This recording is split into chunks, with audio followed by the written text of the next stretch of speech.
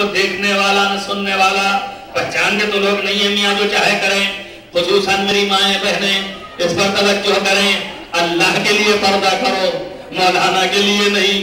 اللہ کے لیے پردہ کرو، دوست احباب کے لیے نہیں، قوم سماج کے لیے نہیں کہ جہاں قوم سماج کے لوگ آئے فوراً روسری اٹھایا اور لیا اور جیسے ہی بازار میں پہنچی کھول کے کھڑی ہو گئی. ارے مکشفات الحجاب تم وہاں پر جب ہو گئی تو اللہ کی نظر میں اللہ جو ہے وہ سنتا بھی ہے اور دیکھتا بھی ہے. اللہ جو ہے جانتا بھی ہے اور سنتا بھی ہے. اللہ دیکھ رہا ہے عمل کو تمہارے. جو کچھ کرو حکم خدا کے مطابق اللہ کے لیے انجام دو. یہ نہیں ہے کہ کسی خاص شخص کے لیے کہ ان کی نظر میں ہم محترم ہو جائیں، باقی اللہ جانے کیا کرنا ہے اپنے کو. کیونکہ اللہ کو تو معلوم ہی ہے، دو مچے مار لیں گے، توبہ توبہ توبہ، ہو گیا توبہ. اور آخر میں جب بہت زیادہ فکر ہوگی تو مولانا کا دامن پکڑے، قبلہ آپ بتائیے کتنے استغفار پڑھوں، 1000 کی تسبیح لگاؤں کہ 2000 کی تسبیح؟ ارے مولانا کیا جانے اس کو. تسبیح لگانے سے کہیں گناہ نہیں معاف ہوتے. گناہ معاف ہونے کے لیے استغفار کرنا ہے، مگر صدق دل کے ساتھ. استغفار اور توبہ اسی وقت ہے کہ پھر دوبارہ تکرار نہ ہو جو ایک دفعہ ہو گئی ہے. دیکھیں قرآن نے منع کیا کہ آگے نہ بڑھو. جب ایک دفعہ منع کر دیا تو اب ایک منزل پر رک جاؤ. لیکن اگر بار بار اصرار ہو رہا ہو تو اس کے معنی ہے کہ نہ اسلام رچا بسا ہے، نہ ایمان دل کو پکڑا ہے. یہ ایمان بھی نہیں ہے ان کے دل کو راسخ، اور عمل بھی جو ہے ان کے تمام پیکر میں ڈھلا نہیں ہے.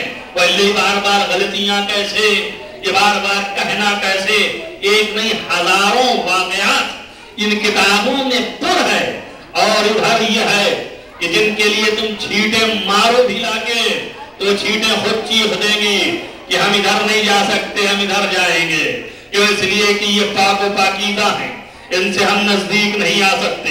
ان کی حیثیتیں بلند ہیں، ان کی عظمتیں اعلیٰ ہیں، ان کا اقدار جو ہے بہت وسیع ہے، ان کی عظمت بہت زیادہ ہے. آپ دیکھیے اللہ نے حکم دیا، رسول نے حکم دیا، اس حکم کے خلاف ورزی نہیں کی، جان کی بازی لگا دی.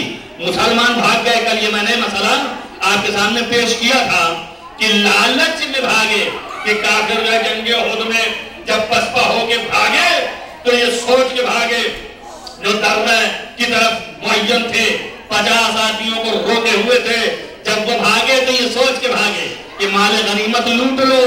کافروں نے دیکھا مال میں لگ گئے، لہذا پھر پلٹ کر کے حملہ کر دیا. پوری تاریخ میں جو حق و حقیقت ہے تب تو پھر وہ بھی نہ تھا جس کا کلمہ پڑھتے ہو خالد.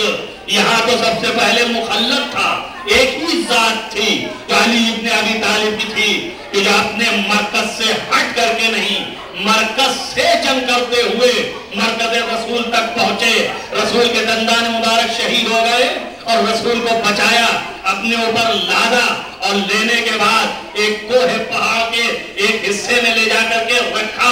اور رکھنے کے بعد جب چلنے لگے تو رسول نے فرمایا کہ یا علی تم کیوں یہاں تک آ گئے؟ ارے تم بھی بھاگ گئے ہوتے. تو علی نے جواب دیا آخر بعد الایمان یا رسول اللہ، کیا ایمان لانے کے بعد میں کفر اختیار کر دوں؟ یعنی نشان دے دیا لا تقدم بین ید اللہ و رسولہ، اللہ اور رسول کے حکم کے آگے نہ بڑھو. اللہ کا حکم تھا یہی جمع رہو، رسول کی حیثیت یہ تھی کہ جان بچانا تھا، میں نے اپنی جان کی بازی لگائی، رسول کی جان بچا لی. یہ اسلام کے لیے خدمت انجام دیا ہے جو قیامت تک کا چرچا رہے گا. تب پیغمبر نے فرمایا یا علی انا منکم وانت منی، میں تم سے ہوں اور تم مجھ سے ہو. تاریخ میں لکھا ہے ایک مرتبہ جبریل نمودار ہوئے اور یا رسول اللہ انا منکما، اور میں تم دونوں سے ہوں. توجہ کریں آپ، اب میں خارج ہو رہا ہوں تھوڑا سا، ایک جملہ سنیں آپ، تاکہ میں تم دونوں سے ہوں. ارے بھائی سچ کہہ رہے ہیں، کیوں؟ اس لیے کہ یہ دونوں سے ایسے ہیں کہ اللولاک لما خلقت الافلاک، اگر آپ نہ ہوتے تو کائنات ہم نہ پیدا کرتے. تب کائنات کی خلقت مرہون منت پیغمبر ختمی مرتبت ہے.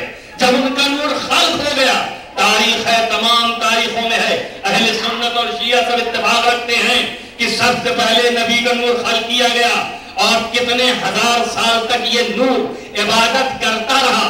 عبادت کی کثرت سے جبین نور پیغمبر پر جب پسینہ آیا تو اس کو چھڑکا تو اس سے جو ہے انبیاء خلق کیے گئے. اور جو علی کا نور اسی نور کا دوسرا حصہ تھا, اس کی عبادت سے جو جبین نور پیغمبر اور جبین نور علی پر پسینہ آیا, آپ نے چھڑکا تو 60,000 ملک پیدا کیے گئے. جبریل اسی میں سے ہیں. نور پیغمبر اصل ہے, اس نور کا دوسرا حصہ علی ہے. علی کی پیشانی کے عرق سے جبریل ہے. اس لیے جبریل نے کہا انا منکما, میں تم دونوں کی وجہ سے ہوں. اگر علی نہ ہوتے تو نبی نہ ہوتے, اور نبی نہ ہوتے تو جبریل نہ آتے. صلوات پڑھیں محمد وآل محمد. وآخر دعوانا الحمدللہ رب العالمین وصلی اللہ علیہ وسلم. اللہم انی اسألک بحق فاطمة وعبیہا وبالہا وبنیہا وسر المستودع فیہا ان تصلی علی محمد وآل محمد. بارے تجھے واسطہ محمد وآل محمد. معبود نہانے کبیر و صغیر عفو فرما. بارے نیک اعمال کی توفیق عطا فرما. بارے جہاں جہاں محبان آل محمد کو حفظ امان میں رکھ, روضہ مقدس کی حفاظت فرما. بارے جہاں جہاں مریض ان کو شفا عطا فرما. خصوصاً احمد رضا صاحب کو شفا عاجل و کامل عطا فرما. بارے ہماری عبادات اور طاعات کو قبول فرما. بارے ہمارے دلوں میں جذبہ ولایت آل محمد جاگزی فرما. بارے ہم کو قرآن سمجھنے کی توفیق عطا فرما. بارے ہم کو قرآن پر عمل کرنے کی برابر صلاحیت دے. بارے ہمارے عقل میں نور ایمان و معرفت جاگزی فرما. بارے ہمارے جوانوں کے دلوں میں دین و ایمان کو پیوست کر دے. بارے ہمارے دلوں میں ولایت آل محمد کو جاگزی فرما. بارے تمام علماء اعلان کو سایہ ہمارے سروں پر محفوظ رکھ. بارے امام کا ظہور جلد جلد فرما. اللہم تقبل من الدعاء بحق محمد و آلہ الطاہرین. صلوات